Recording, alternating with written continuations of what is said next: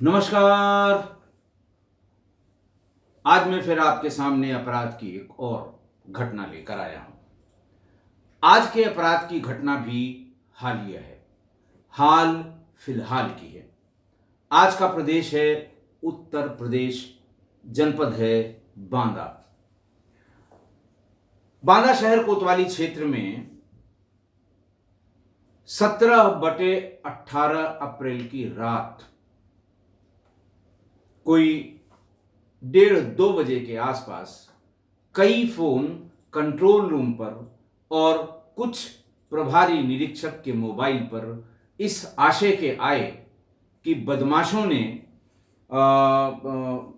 मोहल्ले के प्रदीप चोरिया उर्फ रामू की हत्या कर दी। बाहर से कुंडी लगाकर भाग गए। पत्नी उसकी भीतर है, शोर मचा रही है। हम लोगों ने दरवाजा खोला है। रामू के गर्दन को धड़ से लगभग अलग कर दिया और उसकी मृत्यु हो गई। घटना गंभीर थी।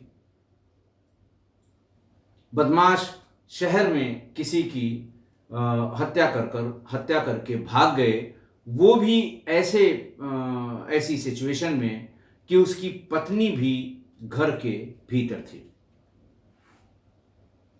वहाँ एक यंग पुलिस अधीक्षक हैं, एसपी हैं, अभिनंदन। बहुत अच्छा ऑफिसर है, क्राइम ओरिएंटेड ऑफिसर है। जब मैं बरेली में डीआईजी था तो ये एसपी सिटी बरेली पोस्टेड थे। बिल्कुल टाइम टेस्टेड ऑफिसर है। क्राइम में इसका इंटरेस्ट है, क्राइम को खोलने में, क्राइम को ट्रैक करने में, क्राइम के अनावरण में खुद बहुत मेहनत करते हैं। इसीलिए शायद वो स्वयं मौके पर पहुंच गए। थोड़ी देर में सभी टीमें जो अब चूंकि एसपी ही पहुंच गया, जितनी यूनिट्स डिस्ट्रिक्ट पुलिस की होती हैं, डॉग स्क्वाड से लेकर एफएसएल, क्राइम ब्रांच, सर्विलांस, सारी यूनिट्स मौके पर पहुंच गई। भीड़ लगी हुई थी, पूरा मोहल्ला बाहर था। जब क्राइम का आई विटनेस अकाउंट कहते हैं, या क्राइम के बारे में डिटेल जानकारी पास पड़ोस या जिसने देखा हो उससे पूछी जाती है, तो वो पूछना शुरू किया। लोगों ने बताया कि रात करीब 1:30 बजे के आसपास भीतर से इसकी पत्नी ज्योति की जोर जोर से रोने और चिल्लाने की आवाज आने लगी। दरवाजे को भड़बड़ा रही थी। बुरी तरह से रो रो कर उसका बुरा हाल था। थोड़ी देर में, अब चूंकि इस समय ऐसा है कि लोगों का कूलर पंखा सब चलता है, तो ऐसा नहीं है कि सभी लोगों ने उसकी चीखने और चिल्लाने की आवाज सुनी हो, लेकिन फिर भी लोगों ने सुना, एक दूसरे को जगाया, सारे लोग बाहर आए। देखा घर के मुख्य दरवाजे की कुंडी और सिटकिनी दोनों ही बाहर से बंद थी। लोगों ने सोचा कि पता नहीं भीतर क्या बात है। पहले फोन किया, कंट्रोल रूम यानी 112 को भी फोन किया और थाना प्रभारी को भी फोन किया। उसके बाद फिर कुछ लोगों ने हिम्मत करके आगे कुंडी को खोला तो देखा कि फर्स्ट फ्लोर पे रामू की यानी प्रदीप चोरिया, उसकी बिस्तर पे डेड बॉडी थी। गर्दन बुरी तरह से कटी हुई थी और उसके शव पर उसकी पत्नी ज्योति अपना सर रखकर प्रलाप कर रही थी। बहुत चीखने और चिल्लाने की आवाजें आ रही थी। शव की ऐसी स्थिति देखकर लोग डर गए थे। तभी बाहर इंतजार कर रहे थे पुलिस का। पुलिस भी आ गई, कप्तान साहब खुद भी आ गए। घर में सीसीटीवी कैमरे लगे हुए थे, दिखाई दे रहे थे। थोड़ा शांत किया उसकी पत्नी ज्योति को और ये कहा कि इसका सीसीटीवी की फुटेज कौन निकालता है, या कोई जो इंस्टॉल करने आया था, कौन सा दुकानदार है, ताकि उसको बुलवा के इसकी रिकवरी की जाए। लेकिन तब तक क्राइम ब्रांच के लोगों ने यह बताया कि साहब इसमें इलेक्ट्रिसिटी की सप्लाई नहीं है, ऐसा लगता है कि ये सीसीटीवी या तो काम नहीं कर रहा है या फिर जानबूझकर बंद किया गया है। थोड़ी देर में उससे पूछा गया कि क्या बात है, सीसीटीवी क्यों नहीं चल रही है, तो उसने ये बताया कि साहब खराब हो गई है। फिर सर्विलांस की टीम ने डंप डाटा इकट्ठा करना शुरू किया कि यहां पर कौन आया था, कितने मोबाइल से कॉल हुई होगी, कितनी इनकमिंग होगी, कितनी आउटगोइंग होगी। सारी चीजें पुलिस ने अपने हिसाब से जो एसओपी है वो इकट्ठा करना शुरू की।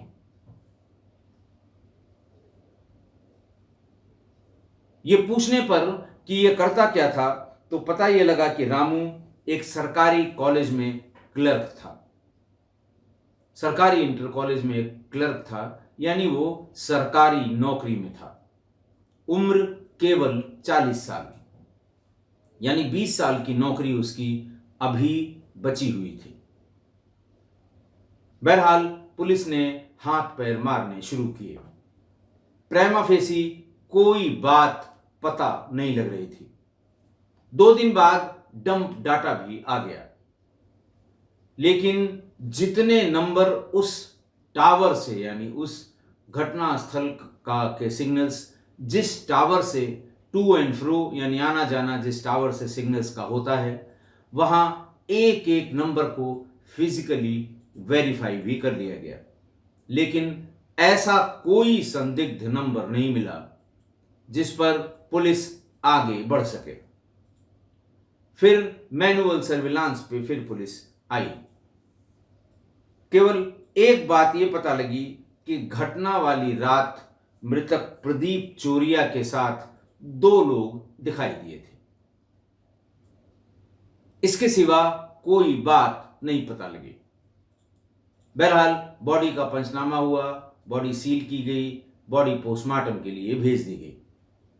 थोड़ी देर बाद पत्नी को काफी महिला कांस्टेबल्स, आस पड़ोस की महिलाएं, इन सब लोगों ने बहुत सांत्वना दी और यह कहा कि पुलिस को एफआईआर लिखनी है, तुम्हारे सिवा कौन लिखाएगा।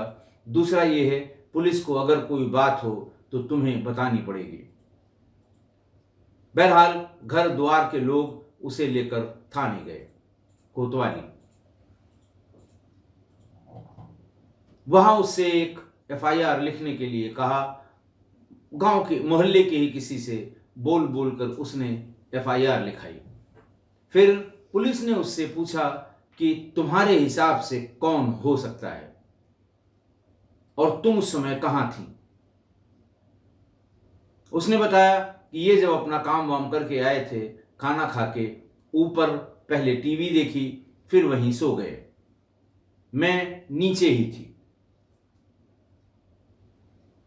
और चूंकि ऊपर के कमरे में कूलर नहीं था, कूलर नीचे के कमरे में था, इसलिए मैं नीचे के कमरे में ही सो गई।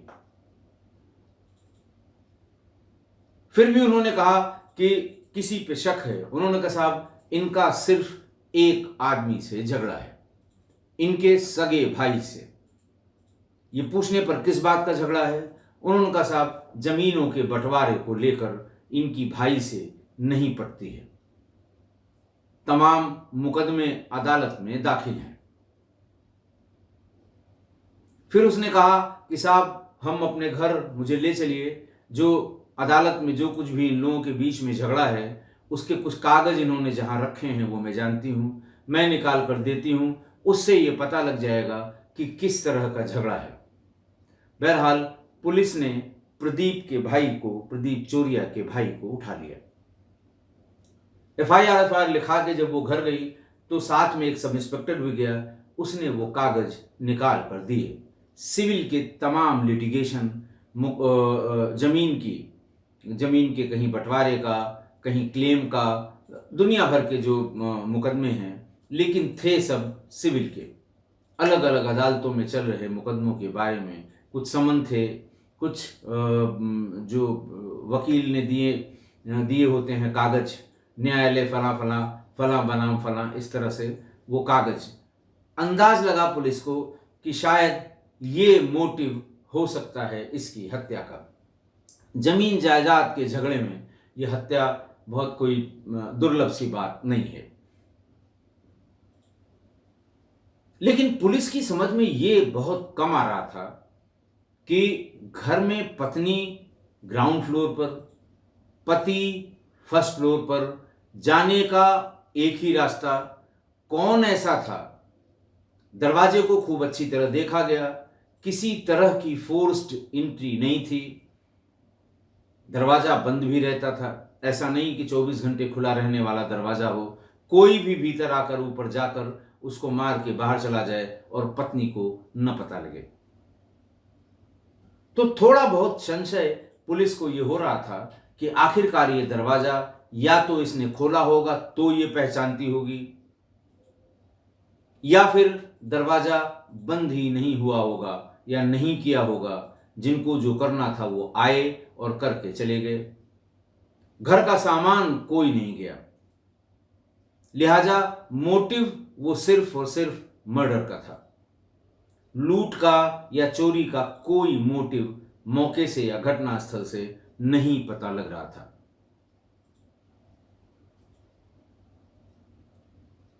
पुलिस के पास और कोई चारा नहीं था। पुलिस ने कहा, अच्छा ये और बताया वहां कुछ लोगों ने, जब 3-4 दिन पुलिस वहां घूमी, कि साहब वो जब तक वो ऑफिस नहीं जाता प्रदीप, तब तक तो उसकी एक बात और बताई कि 2 इसकी लड़कियां भी थी। शादी ये करीब 8 साल पहले हुई थी, 2 बच्चियां भी थी। बच्चियों ने ये बताया कि मम्मी फोन पर हमेशा बिजी रहती हैं। पापा से मम्मी का झगड़ा इसी फोन को लेकर होता है। खाना वाना बना के उसके बाद जैसे ही पापा गए ऑफिस, वैसे ही मम्मी फोन पर बिजी हो जाती हैं।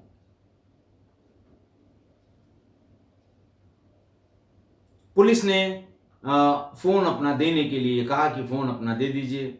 देखा तो फोन बिल्कुल फॉर्मेट किया हुआ था, सारे उसमें डाटा और लॉग्स सब डिलीटेड थे। पुलिस ने एक एक करके उससे पूछ के कि भाई तुम्हारा फेसबुक अकाउंट किस नंबर पर है, तुम्हारा इंस्टा काहे पर है। तो बहरहाल दूसरे फोन से उसके नाम से जब अलग अलग सोशल मीडिया अकाउंट्स ढूंढे गए तो सब मिल गए, फेसबुक का भी मिल गया। पुलिस ने उसे लॉग इन करने के लिए कहा। पहले वो कहती रही कि नहीं नहीं मैं ये भूल गई हूं, वो भूल गई हूं, मेरा नहीं, बहुत दिन तक इस्तेमाल नहीं किया। लेकिन सिर्फ घटना के 1 दिन पहले तक ये अकाउंट एक्टिव था। संभवतः उस समय जब ये फोन को फॉर्मेट करके स्विच ऑफ किया गया होगा तब कोई एक्टिविटी नहीं है, लेकिन अकाउंट एक्टिव था। मतलब लास्ट पोस्ट उसकी 1 दिन पहले की है और अकाउंट एक्टिव था। पुलिस ने उसी के फोन पर उसका फेसबुक लॉग इन किया। चूंकि आप कभी कभी उसमें ऑप्शन आता है कि would you like to remember this phone, this password of this. और सामान्य रूप से जिनको बहुत याद वाद करने की आदत नहीं है वो यस लिख देते हैं, तो कभी पासवर्ड डालने की जरूरत नहीं पड़ती। ठीक ऐसा ही था, उसी फोन पर वो लॉग इन हो गया।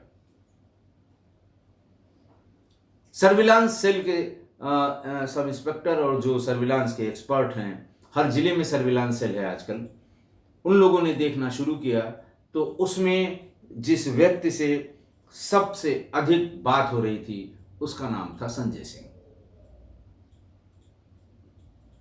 केवल संजय सिंह से जो चैट हो रही थी वो डिलीट भी की जा रही थी, उसको बराबर रिन्यू भी किया जा रहा था और बहुत लंबी लंबी बातें उससे हो रही थीं। बातों से ये आशय आ गया कि ये दोनों किसी संबंध में हैं। पुलिस को अब थोड़ा थोड़ा डाउट होने लगा। संजय के बारे में पुलिस ने जब पता किया तो ये पता लगा कि ये आदमी 2021 में कोतवाली में ही एक नाबालिग लड़की से दुष्कर्म के मामले में वांटेड है और हिस्ट्री शीटर थाने का हिस्ट्री शीटर अपराधी है। थोड़ी मेहनत करने के बाद पुलिस ने इसे उठा लिया, थाने पर लाया गया। ज्योति को भी थाने पर लाया गया, सिर्फ इस बात की पूछताछ के लिए कि तुम दोनों कब मिले थे, कहाँ मिले थे, कैसे एक दूसरे को जानते हो। कितनी लंबी लंबी जो बात की गई हैं उसमें क्या सब्सटेंस है। बहरहाल वो हिस्ट्री शीटर था, अपराधी था, वांटेड था, तो ज़्यादा जो विशिष्ट श्रेणियां की पूछताछ होती है, राष्ट्रीय कार्यक्रम अपराधियों के साथ पुलिस करती है, उसको वो रजिस्ट कर गया। लेकिन इसके पहले कि उस पर और दांव लगाया जाए, ज्योति से पूरी बात पुलिस ने उगलवा ली। उसने ये बताया कि लगभग साल भर पहले फेसबुक पर संजय से उसकी मुलाकात हुई, बातचीत आगे बढ़ी। बातचीत में ये बार बार ये कहती थी कि मेरे अपने पति से नहीं बनती है, वो हमेशा मुझे डांटते हैं, मारते हैं, जबकि बात ऐसी नहीं थी। फिर संजय सिंह ने कहा कि मैं भी बहुत परेशान हूं। जैसे सामान्य रूप से जब लड़कियों की फोटो देखकर लड़कियों की आईडी पर आने वाले लोग पहले फ्रेंड रिक्वेस्ट, फिर हाय हेलो, फिर एक दूसरे के बारे में, और फिर वही कि मैं भी परेशान, तू भी परेशान। बात ऐसे ऐसे इतनी बढ़ी कि 2 बार इन दोनों की मुलाकात भी हो गई थी। जनवरी और मार्च में ये दोनों शहर में ही कहीं पर दिन भर के लिए, जब इनके पति चले गए स्कूल, अपनी जॉब पर, उसके और लौटने के बीच में बच्चों को घर में छोड़कर ये जनवरी और मार्च में संजय से मिली थी। फिर जब इसने कहा कि भाई बहुत मारता है, वो बहुत पीटता है, ये करता है, वो करता है, तो सहानुभूति का जो दवा होती है वो असर बहुत करती है। बड़ी तगड़ी दवा होती है सहानुभूति वाली, कुनैन से भी ज्यादा असरदार होती है। कड़वी होती है लेकिन असरदार होती है। और अगर नए ब्रांड का जो आप कुनैन जिसे कहते हैं, जो शुगर कोटेड होती है, फिर तो क्या कहने हैं। बात यहां तक आई कि ठीक है, वो परेशान करता है तो हम उसको रास्ते से हटा देंगे। वही जो हर प्रेम कथा में, हर प्रेम प्रसंग में होता है। और संजय सिंह ने उसका फायदा बताया कि तुम्हें शायद जानकारी नहीं है, सरकारी कर्मचारी है, 20 साल की सर्विस बाकी है, इसके मरते ही तुमको मृतक आश्रित की नौकरी तुम्हारे डिपार्टमेंट में और उसी स्कूल में मिल जाएगी। तुम अपना बच्चों का जीवन यापन करना, पूरी तनख्वाह मिलेगी, हम दोनों के लिए मौज ही मौज होगी। हालांकि इस बात से, जैसा ज्योति ने बयान में बताया, उसको ये बात चूंकि पता नहीं थी इसलिए वो बहुत कन्विंस नहीं थी। लेकिन फिर अगल बगल टोला पड़ोसी की जो महिलाएं आती जाती हैं, उनसे धीरे धीरे करके ये बात उसने पूछ ली और तब उसे पता लगा कि ये बात बिल्कुल सही है, नौकरी भी लग जाएगी। उसका उत्साह 2 गुना हो गया। फिर इन लोगों ने तय किया। सबसे पहले ज्योति ने अपने घर का सीसीटीवी ऑफ किया। फिर दोनों लोगों ने चैट के माध्यम से ही, फेसबुक पर चैट के माध्यम से ये तय किया कि कोई भी अपना मोबाइल ऑन नहीं रखेगा। तारीख तय की गई 17 अप्रैल। 16 अप्रैल की रात से ही संजय और ज्योति ने अपना मोबाइल ऑफ कर लिया। संजय ने कहा ये काम अकेले थोड़ा सा मुश्किल है, इसलिए मेरा दोस्त, मेरा जिगरी दोस्त कहा उन्होंने, हम प्याला हम निवाला कहा, राघवेंद्र भी साथ में रहेगा। ज्योति ने कहा कि उसको भी बता दो, एक दिन पहले से मोबाइल स्विच ऑफ कर लेगा, लेके आने की ज़रूरत नहीं है। कभी कभार भाग दौड़ में अगर मोबाइल गिर गया तो सारी पोल खुल जाएगी। फिर ज्योति ने कहा कि पुलिस पूछेगी किसने किया, तो मैंने देवर से जमीन की रंजिश के मुकदमों के जो कागज हैं वो सब अलमारी से अलग अलग जगह रखे थे, उसको एक जगह करके रख दिया है। जब भी पुलिस पूछेगी मैं सिर्फ पेपर दे दूंगी, पुलिस की समझ में आ जाएगा। अब प्लानिंग देखिए एक महिला की जिसे दो लालच, एक लालच तो संजय सिंह उसके साथ रहेगा, दूसरा लालच कि इसके मरते ही हमें नौकरी मिल जाएगी।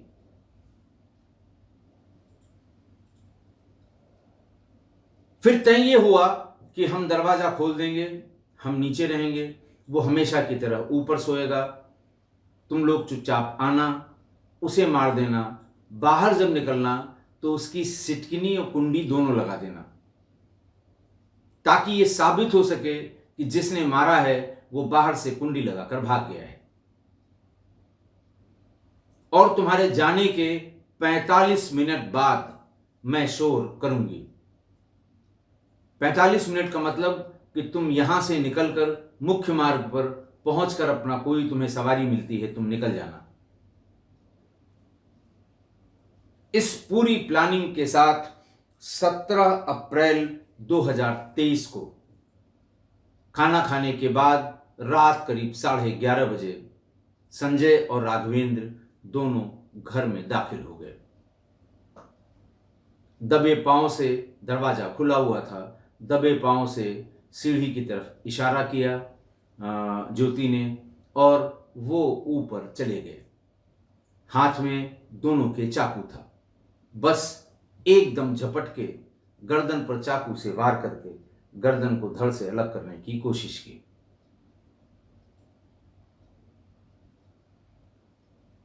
हाथ में और कपड़ों में कुछ ब्लड लग गया। प्रदीप के कपड़े, शर्ट, एक की शर्ट तो डार्क कलर की थी, एक जिसकी लाइट कलर की थी, वो प्रदीप की शर्ट उसको दे दिया, बाकी शर्ट उसकी वहीं उसने छोड़ दिया। छोड़ने के तुरंत बाद लोहे की बाल्टी में उसे जला दिया, जला के उसे पानी में डालकर नाली में बहा दिया।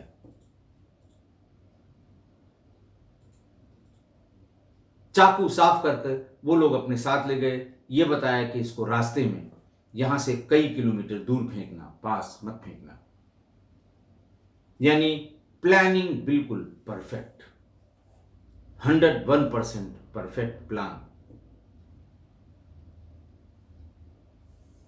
लेकिन ये नहीं समझ पाए कि फेसबुक रास्ते दिखा देगा, फेसबुक नजदीकियां पकड़ेगा। और यही चालाकी कि उसका भी फोन स्विच ऑफ एक दिन पहले, राघवेंद्र का भी एक दिन पहले, संजय का भी एक दिन पहले आईडी बंद कर दी, क्लोज कर दी अपनी, सब एक दिन पहले लगभग एक समय में बंद हुए। ये बहुत बड़ा इलेक्ट्रॉनिक एविडेंस होगा ट्रायल के समय। बहरहाल पुलिस ने तीनों को गिरफ्तार करके, ज्योति, संजय सिंह और राघवेंद्र को गिरफ्तार करके जेल भेज दिया। एसपी बांदा अभिनंदन ने बाकायदे इसकी प्रेस कॉन्फ्रेंस की और वहीं ये पता लगा कि संजय कोतवाली का हिस्ट्री शीटर है और एक नाबालिग बच्ची के साथ दुष्कर्म में वांटेड है। संजय कुआं का रहने वाला और राघवेंद्र पैलानी का रहने वाला था।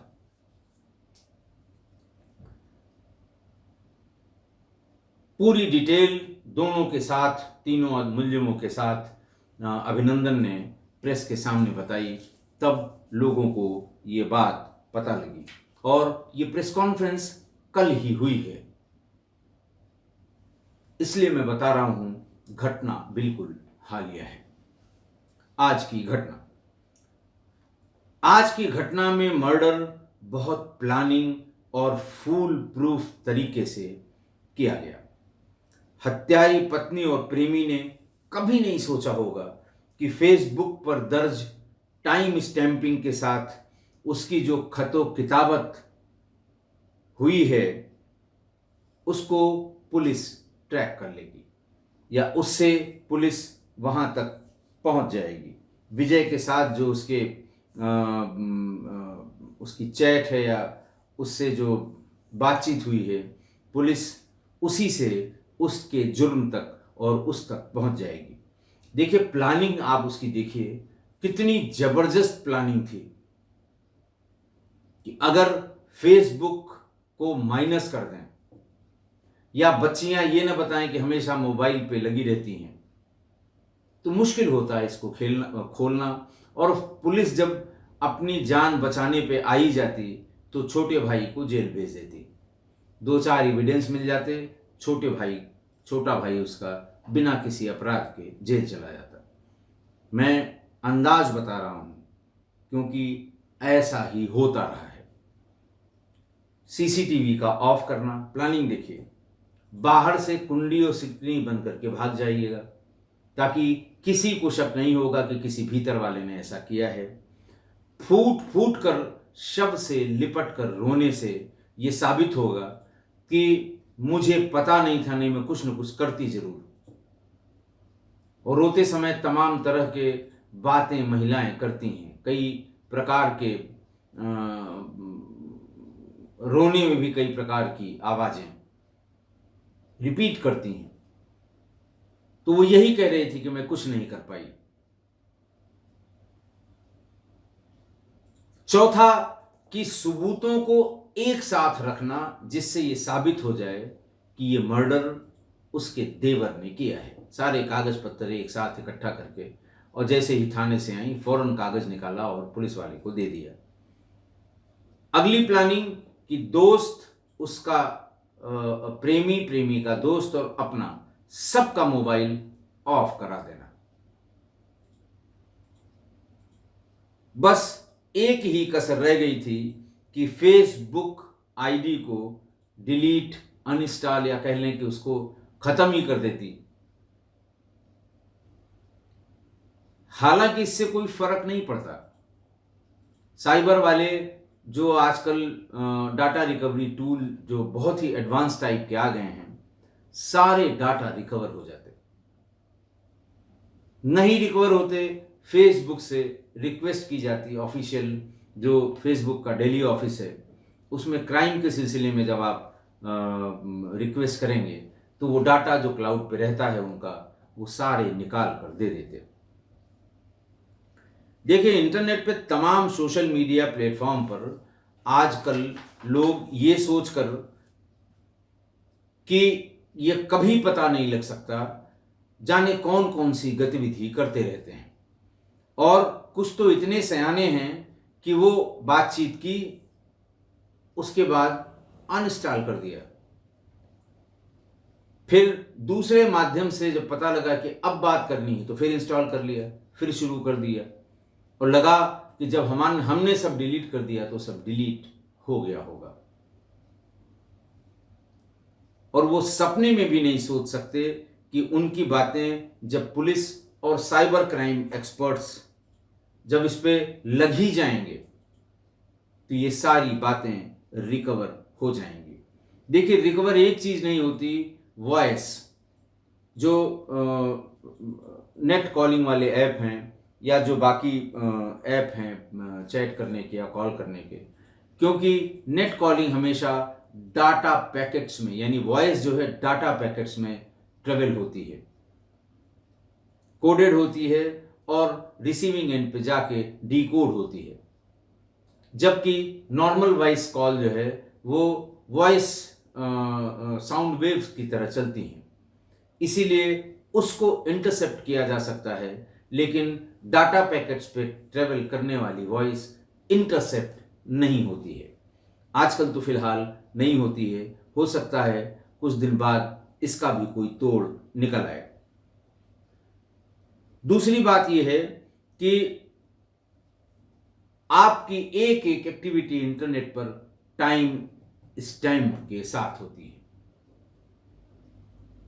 इसीलिए मैं आज कहूंगा कि ऐसा काम क्यों करते हैं और कि ऐसा पक्का सबूत मिल जाए कि छूटने की कोई गुंजाइश ही ना रहे। नेट पर आपकी एक्टिविटी का एक एक शब्द, कॉमा, फुल स्टॉप, ये भी टाइम स्टैम्प्ड होता है। एक कॉमा लगा के देखिए, उस सेक्शन में उसका टाइम आ जाएगा। फुल स्टॉप लगा के देखिए, टाइम आ जाएगा। ये ऐसी इलेक्ट्रॉनिक स्टैंपिंग है कि जब भी रिकवर होगी उसी टाइम स्टैम्प के साथ मिलेगी। उसमें ना तो कोई चेंज हो सकता है, ना कोई जगलरी की गुंजाइश होती है। उसमें होती भी अगर होगी, बहुत ज़्यादा जानकार कोई व्यक्ति होगा, हो सकता है 0.1% उसमें गुंजाइश हो, पर फिलहाल मेरी जानकारी में इस स्टैंपिंग को चेंज करने की कोई गुंजाइश नहीं होती है। इसलिए सोशल मीडिया या नेट पर कुछ भी करिए, लेकिन सोच समझ कर करिए। अंजाम क्या होगा इसका भी ध्यान रख के करिए, और क्राइम से तो कोसों दूर रहिए। आशा है आप मेरी इस बात से सहमत होंगे। आज के लिए इतना ही। बहुत बहुत धन्यवाद।